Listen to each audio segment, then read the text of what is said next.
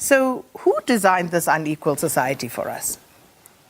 Well, our unequal society, many people think it was designed by apartheid, that it was designed by the National Party, if you wish. Actually, this unequal society was designed by the British at the end of the 19th century and at the beginning of the 20th century.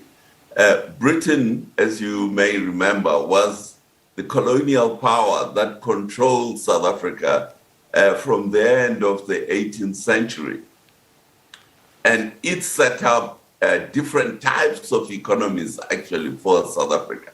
First, it inherited the slave economy, which had been set up by the Dutch, and it kept that going for about 35 years.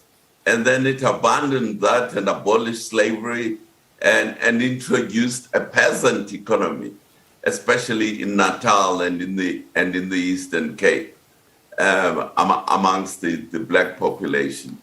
And then it discovered diamonds and gold. So it abandoned the peasant economy and started dismantling the peasant economy in order to force the men, the African men, to go and work in the diamond mines and the gold mines. In fact, I should make one modification there, was that before the diamond mines, about 10 years before the diamond mines, they decided to grow sugar in South Africa. So they tried to get the people in Natal, which is where the climate for sugar is, to work there, and the Zulus quite widely refused to go and work. So they brought in Indians all the way from India to set up the sugar industry in South Africa. And then eventually they discovered these minerals, and now the British decided, we've had enough of these people. We are going to force them to go and work in the mines. So we're going to dismantle the Zulu kingdom, we're going to dismantle the Boer republics, and we're going to restructure the economy of South Africa so that it serves our purpose, so we get our gold and our diamonds from South Africa. And that's who has structured the economy of South Africa. And it has been running like that since 1910. After they restructured the economy, they looked around and said, who shall we hand over the country to run on our behalf on the economic side? And the Afrikaner elite said, we'll do it. We'll oppress the blacks, we'll make sure they work for nothing. And the British said, that's my man.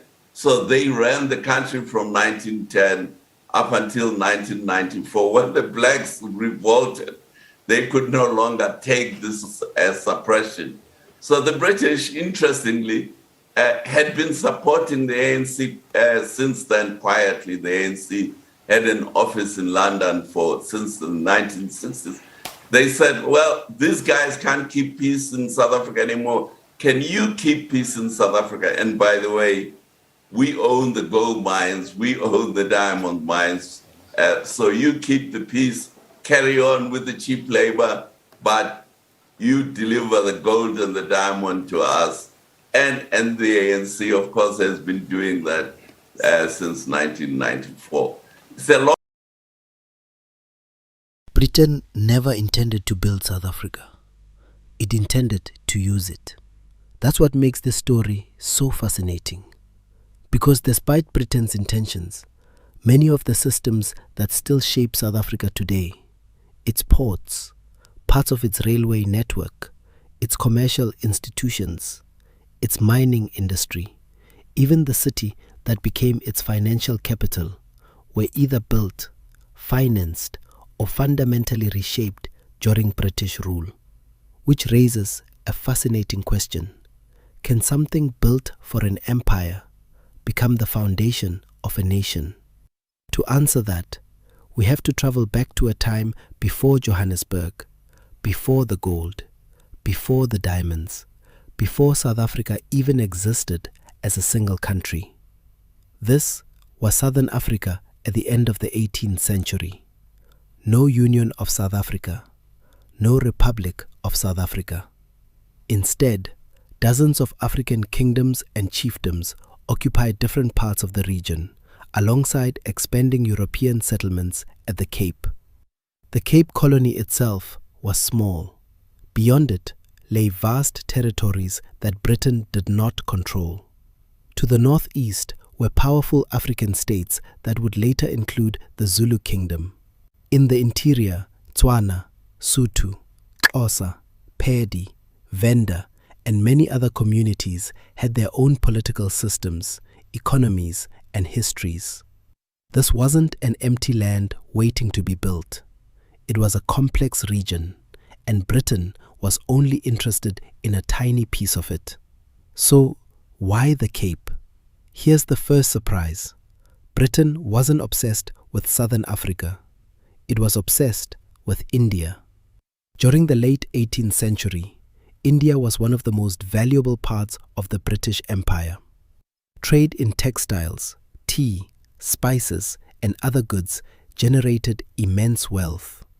Protecting that connection became a strategic priority, and every British ship sailing there had to pass one place, the Cape of Good Hope. Today, we can fly from London to Mumbai in hours. 200 years ago, the sea was the highway of the world. There was no Suez Canal. Ships had to sail around Africa. That journey could take months. Crews needed fresh water, food, repairs, safe anchorage. The Cape offered all of it. It wasn't valuable because of what was beneath the ground. It was valuable because of where it sat on the map. Geography was South Africa's first resource. A war in Europe changes Southern Africa. Then Europe descended into war. Revolutionary France, Napoleon Bonaparte, competing empires fighting for dominance. Britain feared that if France controlled the Cape, it could threaten the sea route to India. So in 1795, British forces occupied the Cape Colony. After a brief period of Dutch rule was restored, Britain reoccupied it in 1806. In 1814, the Cape was formally ceded to Britain. This was not a decision driven by gold or diamonds. Neither had been discovered. Britain seized the Cape because of strategy. The Cape was an insurance policy for an empire whose prosperity depended on global trade. But then, something happened that historians often skip over. Britain didn't just defend the Cape, it began governing it, building it, expanding it. Roads improved connections between settlements. Harbors became more capable of handling growing maritime traffic. Courts and administrative systems became more formalized. Surveyors mapped land. Officials established systems to collect revenue and regulate commerce. On their own, none of these developments seemed extraordinary. They were the routine work of a colonial administration. Yet taken together, they were laying pieces of something much larger. Here's the puzzle. Britain was investing time, money, and expertise into a colony that, at least on paper, offered little economic return beyond its strategic location. Why? Because empires don't only conquer territory, they build systems.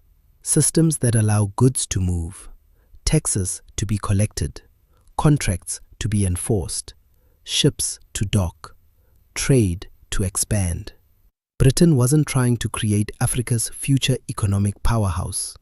It was trying to make one corner of its empire work more efficiently. But history has a habit of producing unintended consequences. Those roads would eventually carry freight. Those ports would one day export minerals to the world. Those institutions would become part of the legal and commercial framework on which later investment depended. Britain couldn't see that future. Neither could anyone else. The Cape remained, above all else, a strategic colony. Useful, important, but hardly the center of the empire. Then, in 1867, A boy picked up a stone near the Orange River. At first, it looked like nothing. History would remember it as the moment everything changed. Because that stone didn't just reveal diamonds. It revealed that Britain had been unknowingly preparing the foundations for an economic revolution. Within months, rumors spread faster than facts. Prospectors packed their belongings. Merchants loaded wagons. Engineers traveled south. Fortune hunters crossed oceans. Some came from Britain, others from Europe, some from elsewhere in southern Africa. They all arrived chasing the same dream, not certainty, possibility, because speculation has always been one of history's most powerful forces. People don't need proof that they'll become rich. They only need to believe it's possible. That belief transformed quiet farmland into one of the busiest places in the British Empire. Imagine arriving in Kimberley during those early years. Dust, canvas tents, ox wagons, thousands of people speaking different languages, thousands more arriving every week. The ground itself looked wounded. Men dug day and night. Every shovel carried hope. Every bucket carried disappointment. Every rumor attracted another wave of newcomers. What had been open land became one of the fastest growing settlements in the world. Banks appeared, hotels appeared, general stores appeared, newspapers appeared, doctors, lawyers, engineers. Suddenly, an entire economy had formed around a hole in the ground. But that hole revealed something far more valuable than diamonds. It revealed a problem. Finding diamonds was exciting. Extracting them consistently was difficult. Selling them globally was even harder. Think about it. Mining equipment had to arrive from overseas. Food had to feed thousands of workers. Water had to be supplied. Tools had to be manufactured. Goods had to move across enormous distances. Diamonds had to reach ports. Ports had to reach global markets. Almost overnight, South Africa's greatest opportunity exposed its greatest weakness. The colony wasn't built to support an industrial boom. It had roads, but not enough. Harbors, but limited capacity. Administration, but not the scale required for what was coming. In other words, South Africa had discovered extraordinary wealth. It just didn't yet possess the machinery to fully exploit it. British financiers supplied capital. Engineering expertise flowed south. Insurance firms underwrote risk. Shipping companies expanded routes. The colony was no longer just protecting Britain's wealth elsewhere. It was becoming a source of wealth itself. And with every new investment, the foundations laid decades earlier became more valuable. Those roads mattered more. Those ports mattered more. Those institutions mattered more. Not because they had changed, but because what flowed through them had. Looking back, the first diamond wasn't the most important discovery of 1867. The real discovery was this. Britain already possessed the beginnings of an economic framework capable of supporting rapid industrial growth. The roads, the administration, the ports, the legal system, the access to global capital. Individually, they meant very little. Together, they formed the skeleton of something much larger. And yet, even diamonds would soon be overshadowed, because just 19 years later, prospectors would uncover a resource so vast that it would reshape global finance, create an entirely new city, draw billions in investment, and permanently alter South Africa's place in the world. It wasn't another diamond, it was gold. In 1886, on a long ridge stretching across what is now Gauteng, prospectors uncovered something that would permanently alter South African history. Gold. Not scattered nuggets, not isolated pockets, but an immense gold-bearing reef extending for kilometers beneath the earth.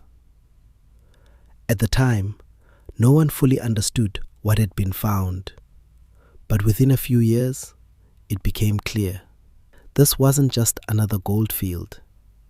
It was one of the richest ever discovered. The Witwatersrand would eventually produce around 40% of all the gold ever mined in human history. Imagine hearing that today. One region, nearly half the world's historic gold production. It almost sounds impossible, but discovering gold was only the beginning. Here's the part most people never hear. The gold wasn't waiting on the surface. It was locked deep underground, sometimes hundreds of meters below. Eventually, miners would chase it to depths of more than 3 kilometers, making South Africa home to some of the deepest mines ever built. That changed everything, because suddenly, the dream of becoming rich with a shovel disappeared. This wasn't California. It wasn't Australia. One man couldn't simply arrive, dig, and walk away wealthy. This kind of mining required something entirely different. Engineers, steam engines, rock drills, explosives, ventilation systems, water pumps, chemical processing, thousands of workers, and above all, money, lots of it. This wasn't a gold rush. It was an industrial project. Imagine you're sitting inside a bank in London in 1887. A mining entrepreneur walks into your office. He doesn't ask for a few £100. He asks for hundreds of thousands, perhaps millions, to build machinery, import equipment, hire engineers, sink mine shafts, construct housing, and keep operations running for years before seeing meaningful returns. Would you invest? Only if you believed two things: that the gold was real, and that the institutions protecting your investment were reliable. This is where decades of British administration suddenly mattered. Property rights, commercial courts, company law, surveyed land, access to imperial banking networks, shipping connections. None of these things mined an ounce of gold, but without them, much of the gold might have remained trapped underground. What happened next was astonishing. In 1886, the Witwatersrand was mostly open grassland dotted with farms. There was no Johannesburg, no skyline, no financial district, no bustling streets, just veldt. Within a decade, everything changed. Mine headgear rose above the horizon. Railway stations appeared. Hotels opened. Banks established branches. Theaters welcomed audiences. Newspapers printed daily editions. Merchants sold machinery from Europe. Thousands became tens of thousands, then hundreds of thousands. Johannesburg became one of the fastest growing cities in the world, not because someone planned a great city, but because capital had found one of history's greatest opportunities. Every ton of machinery had to arrive from overseas. Every steam engine had to be transported inland. Every bolt, every rail, every pump, every drill had to travel hundreds of kilometers from the coast. Then the gold had to make the same journey back. Think about that. What good is the world's richest gold field if moving 1 ton of equipment takes weeks? What happens when thousands of miners need food, or timber, or coal, or explosives? The deeper the mines became, the larger the logistical challenge grew. And suddenly, the greatest obstacle wasn't mining the gold. It was moving everything else. This is where many histories make another mistake. They tell the story as if gold created South Africa's economy. It didn't. Gold created demand. Demand for transport, demand for finance, demand for engineering, demand for electricity, demand for manufacturing, demand for ports, demand for skilled labor, demand for institutions capable of managing a rapidly industrializing society. Gold wasn't the machine. Gold forced the machine to be built, and no part of that machine would prove more important than steel rails stretching across southern Africa.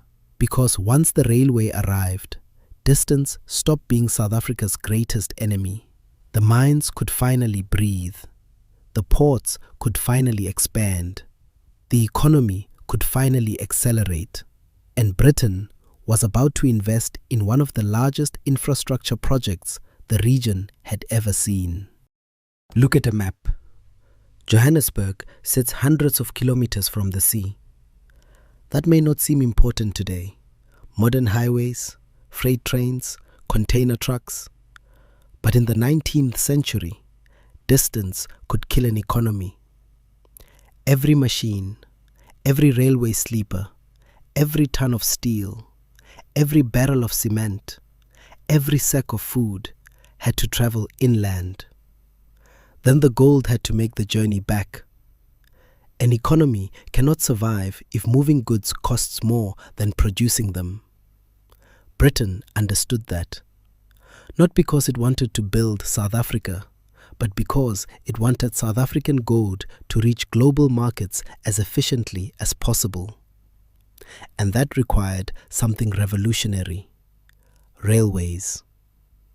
Over the following decades, railway lines spread across southern Africa like arteries.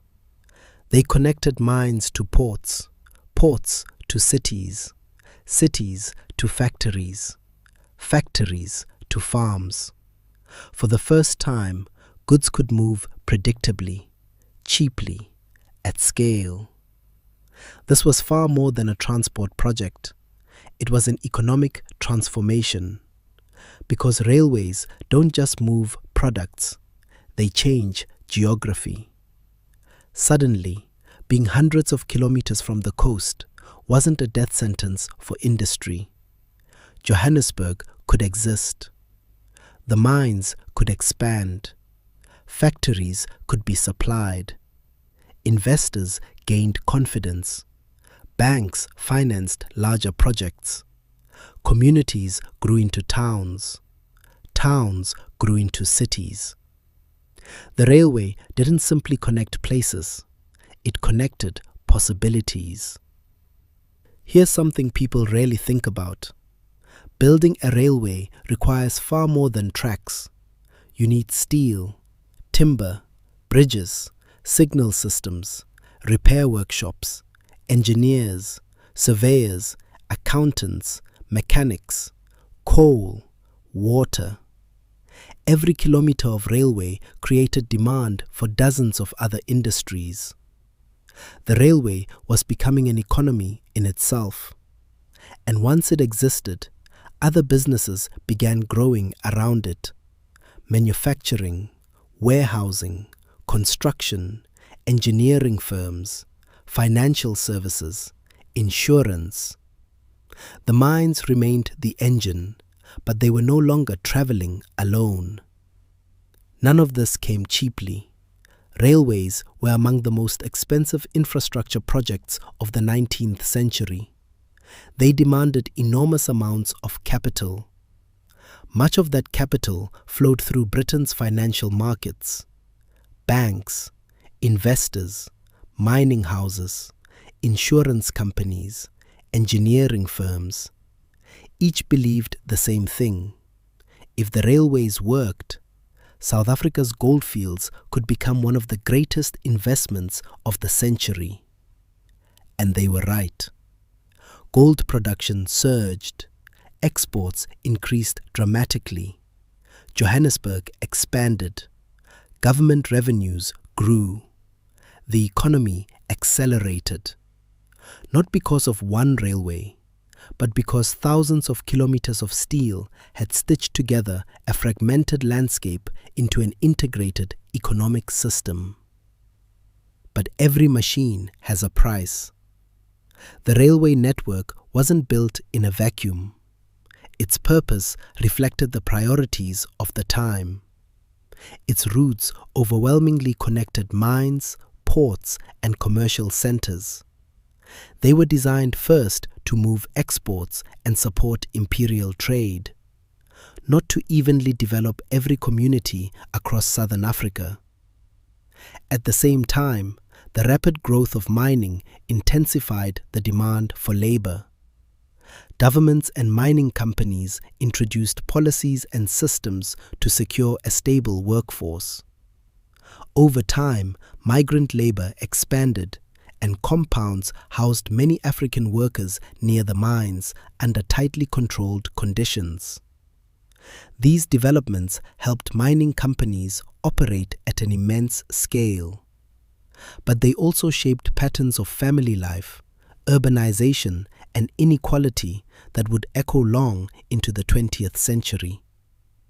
History rarely gives us simple stories. The same railway that carried prosperity could also carry exploitation.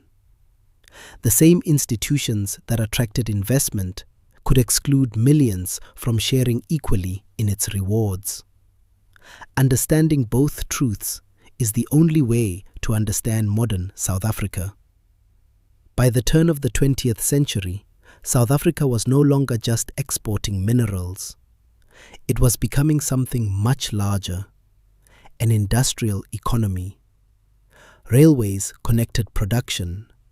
Banks financed expansion.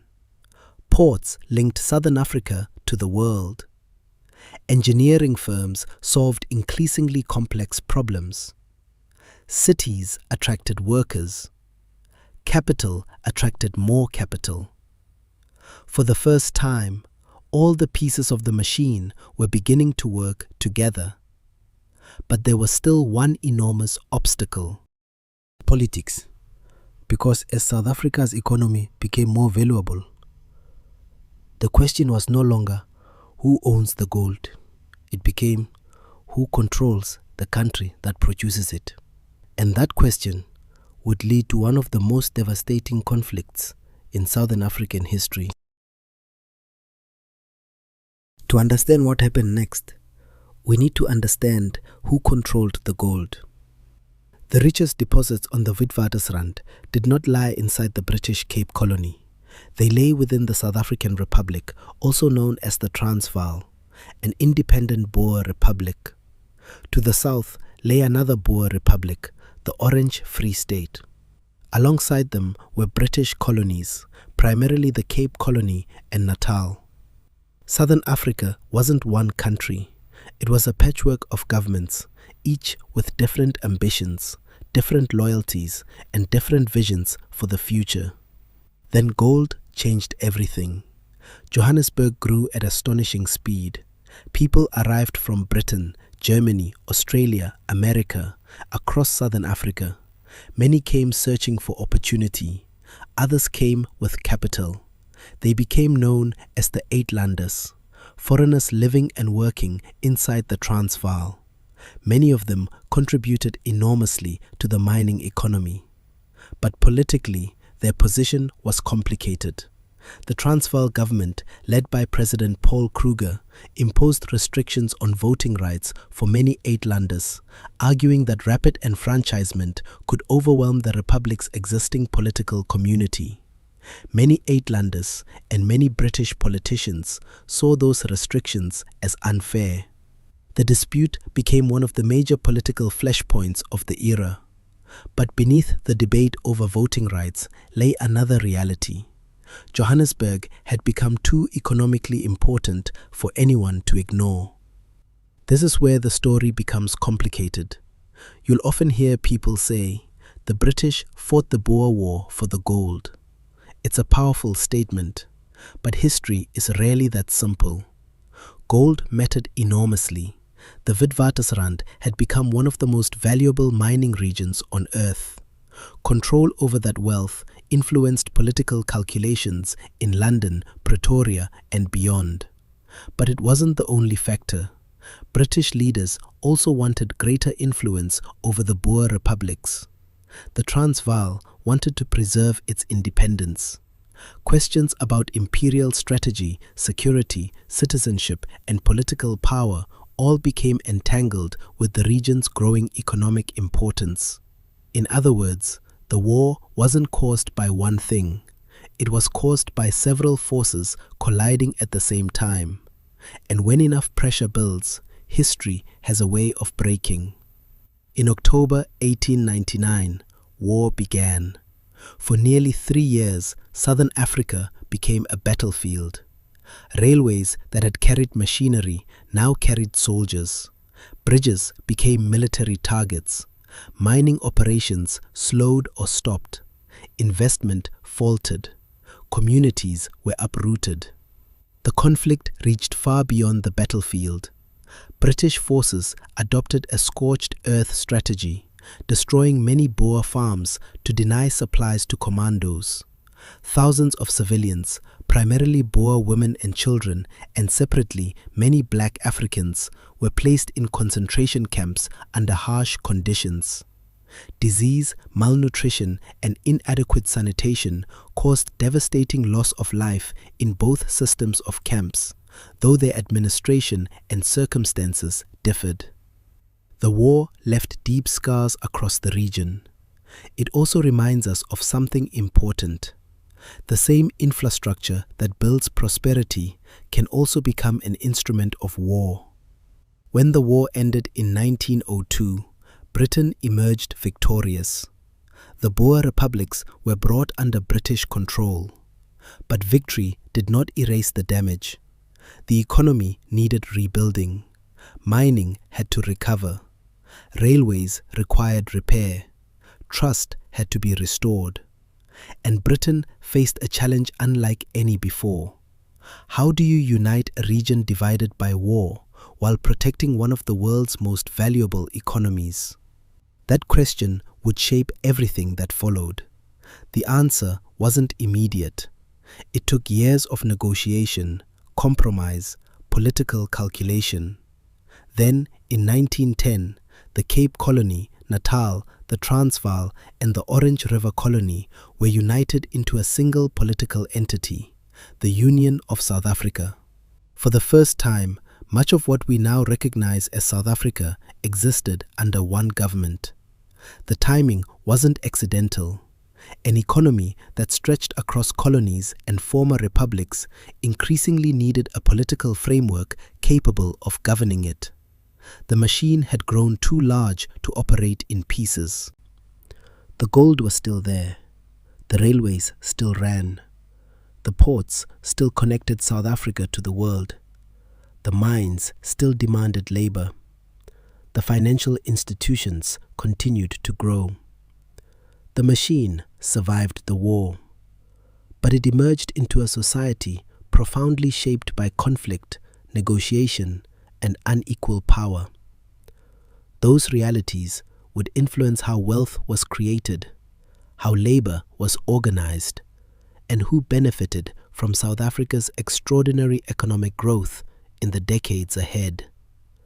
Because building an economy is one thing. Deciding who gets to participate in it is another entirely. Every machine has one resource it cannot replace: people. South Africa's mines needed an enormous workforce. Not hundreds, not thousands, hundreds of thousands. As mining expanded, employers recruited workers from across Southern Africa. Many traveled from rural areas within South Africa, while others came from neighboring territories such as present-day Lesotho, Mozambique, Botswana, Malawi, and elsewhere. For many families, mine wages offered opportunities that simply didn't exist at home. But accepting those jobs often came at a cost. Months away from family, dangerous working conditions, life inside tightly controlled compounds. The mining economy depended on labor moving to where the work was. That pattern would shape South African society for generations. Something else was happening. The success of mining began pulling the rest of the economy into its orbit. Steel production expanded. Engineering companies grew. Banks developed new financial products. Insurance companies protected massive industrial projects. Manufacturers supplied equipment. Farmers supplied food. Railways carried it all.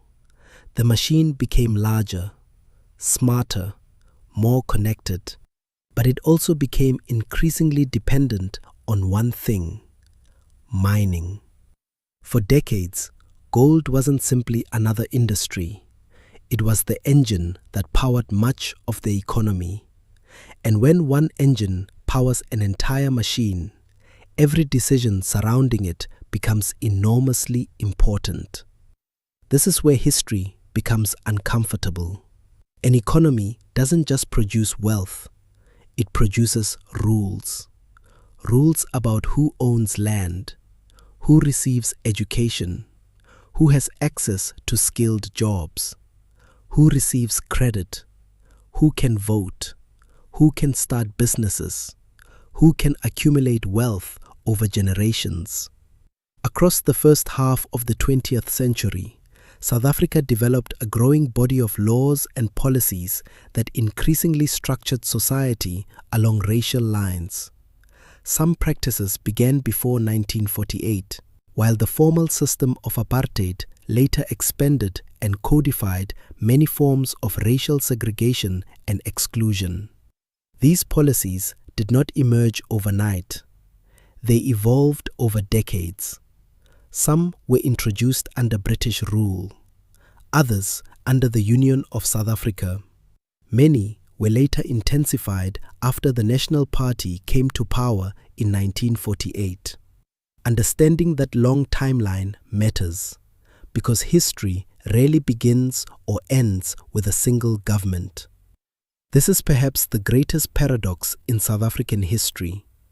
The same economy that attracted global investment also became one of the most unequal. The same mines that created enormous wealth depended on systems that limited opportunity for many of the people whose labor made that wealth possible. The same railways that connected cities also reflected patterns of development that favored some regions over others. These contradictions weren't unique to South Africa. Many industrial economies experienced inequality during rapid growth. But in South Africa, those inequalities became deeply intertwined with race, politics, and the law. And because institutions often outlive the people who create them, their effects can persist for generations. Empires end. Governments change. Wars are fought. Leaders come and go. Yet institutions, once established, have remarkable staying power. The railways continued operating. The ports continued expanding. The banks continued lending. The mining houses continued producing. Universities trained new generations. Cities kept growing. The people in charge changed. The machine remained. That doesn't mean it never changed. It did. But it changed gradually, layer by layer, generation by generation. 1994. South Africa entered a new chapter. Apartheid ended. Democracy began. For millions, it represented hope. A chance to build a country where political rights belonged to everyone. But changing a constitution is different from changing an economy. Institutions built over more than a century cannot be transformed overnight. Neither can patterns of ownership, infrastructure, skills, capital, or inequality. those challenges would become part of democratic South Africa's inheritance, not because history determined the future, but because history shapes the choices available in the present. Today, South Africa remains one of Africa's most advanced economies. It has world-class financial institutions, sophisticated infrastructure, major ports, deep capital markets, globally significant mining companies. Yet, it also faces unemployment, inequality, service delivery challenges, and debates about growth, opportunity, and reform. These realities exist side by side. Understanding one without the other tells only half the story. Perhaps that is South Africa's greatest lesson. Building an economy is extraordinarily difficult. Making sure its benefits are widely shared may be even harder. And that brings us back to the question we asked at the very beginning. Did Britain build South Africa's economy? Or is that simply too small a question?